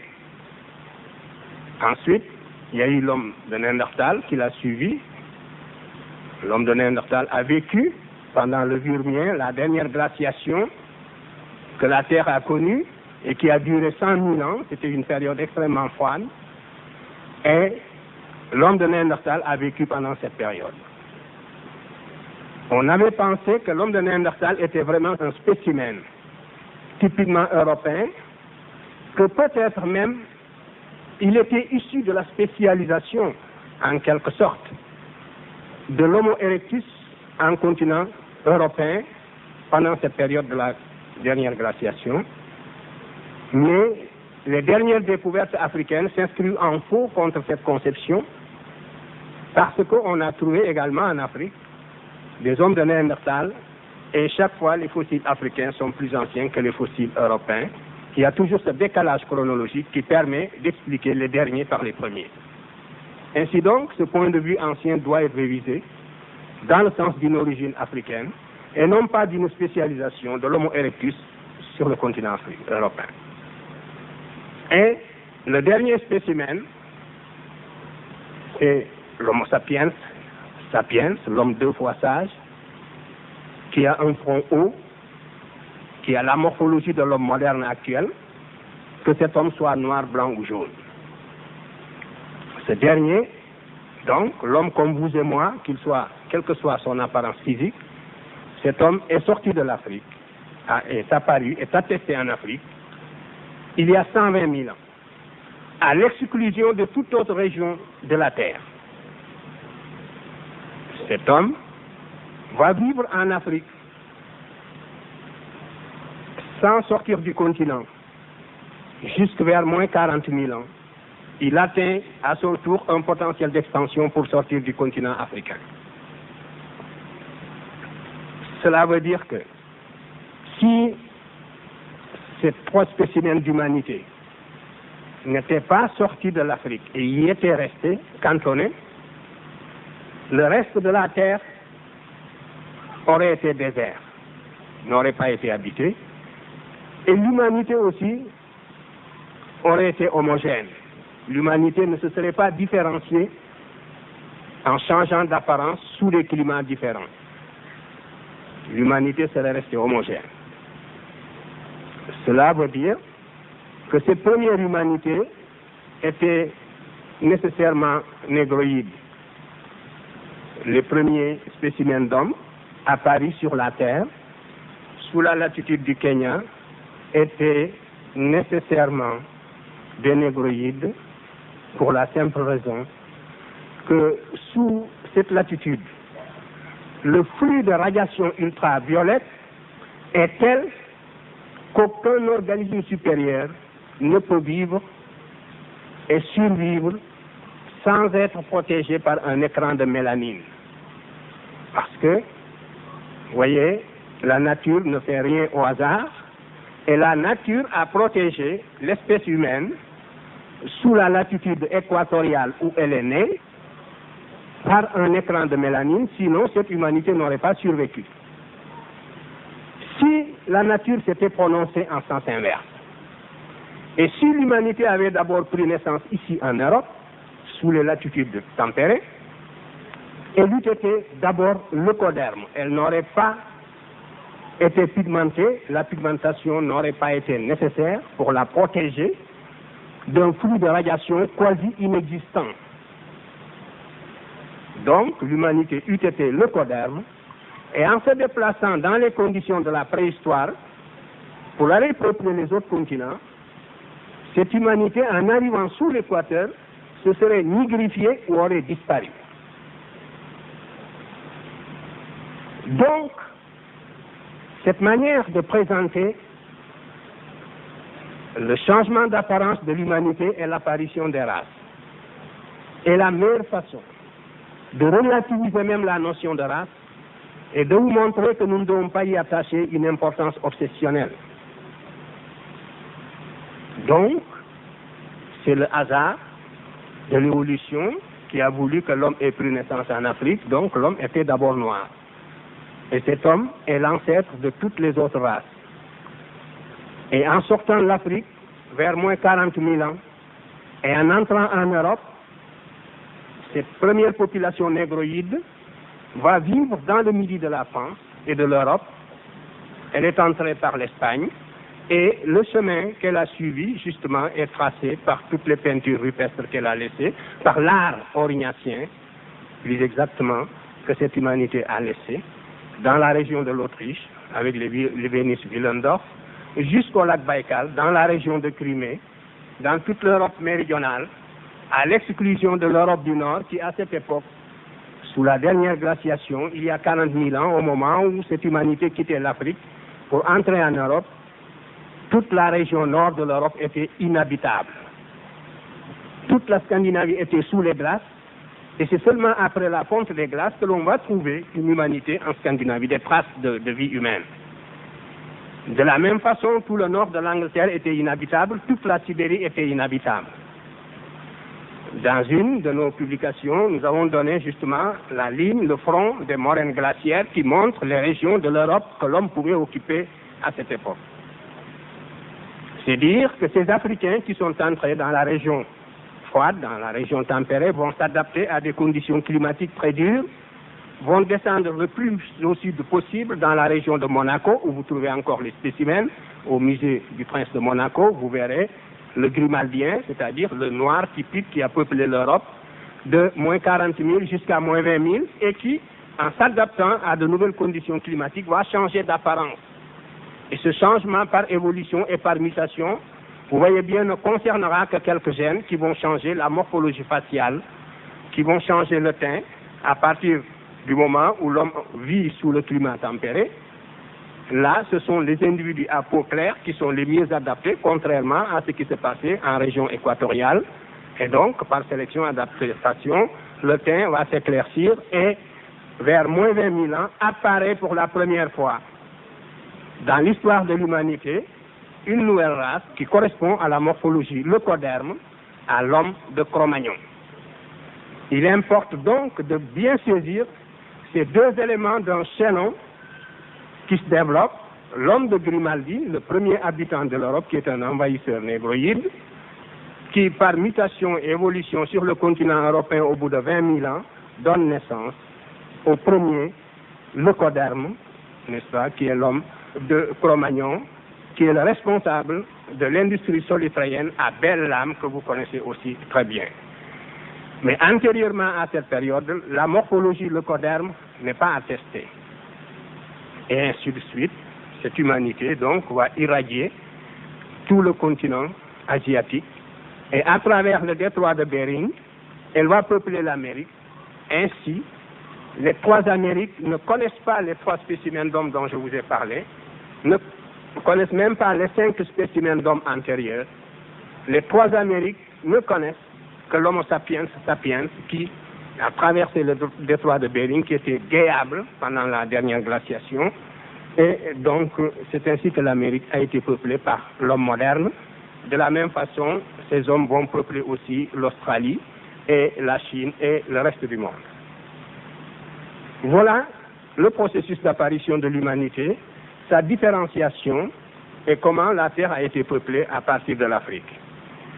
C'est dire que cette humanité est une et qu'elle a les mêmes capacités intellectuelles, quelle que soit son apparence. Il peut y avoir des situations de fortune, des changements dans l'évolution, dans les conditions de vie, mais les capacités de cette humanité sont les mêmes et l'anatomie du cerveau a prouvé ceci. On n'a jamais trouvé, depuis qu'on le cherche, des différences anatomiques au niveau de la structure du cerveau et en particulier au niveau du lobe antérieur du cerveau qui permet surtout de distinguer l'homme de Néandertal de l'Homo sapiens sapiens. On a cherché des différences significatives qui soient susceptibles d'être interprétées en termes de hiérarchisation et on n'a jamais pu en trouver. Donc, toutes les races ont les mêmes capacités et toutes les races ont la même origine. Ceci aussi doit amener l'humanité à se mettre dans des dispositions plus favorables pour la fraternisation. Vous voyez, il y avait deux théories qui s'affrontaient sur le terrain de l'anthropologie physique. La théorie polycentrique qui supposait que certaines conditions étant réunies, il devait y avoir un homme blanc, un homme noir et un homme jaune, et que ces races ont trois origines différentes et vont converger pour donner l'humanité actuelle, la famille humaine. Donc, du fait que cette famille humaine a trois origines indépendantes, la hiérarchisation raciale est possible. Voilà la philosophie qui sous-tend la théorie polycentrique. Il ne faut pas la perdre de vue. Et c'est pour ça que cette théorie est une théorie conservatrice également. Et elle a été défendue âprement, mais aujourd'hui, la vérité est restée à la science, et l'on sait que cette théorie a vécu. L'humanité a une seule origine. Ceci doit nous permettre de nous rapprocher les uns des autres, au lieu de nous éloigner et de nous haïr les uns les autres. Cet aspect moral de la question n'est pas négligeable, mais il ne faut pas aussi, par désir de moralisation, aussi modifier les faits scientifiques ou les tronquer ou prendre des libertés avec ces faits, ce que nous n'avons jamais, je n'avons jamais été coupable de cela. Ce que je vous dis, ce sont les dernières conclusions scientifiques. C'est la thèse monocentrique, monogénétique, qui a triomphé. Et ceux qui soutenaient la thèse polygénétique ignoraient un point fondamental de l'évolution humaine. Ils ignoraient surtout le fait que la nature ne passe jamais deux fois par le même point dans son évolution. Il est impensable, quand on y regarde de près, que la nature ait créé trois fois le même spécimen. La nature ne l'a jamais fait dans son évolution. La nature n'a jamais créé deux fois la souris, deux fois le chat ou deux fois l'espèce humaine. La nature, au passage, crée une espèce et puis ensuite cette espèce se différencie, évolue, s'éteint ou se développe, se fragmente, mais la nature ne revient pas en arrière pour créer trois fois l'homme ou deux fois l'homme. Elle a créé une fois l'homme en passant et elle l'a fait en Afrique, c'est tout.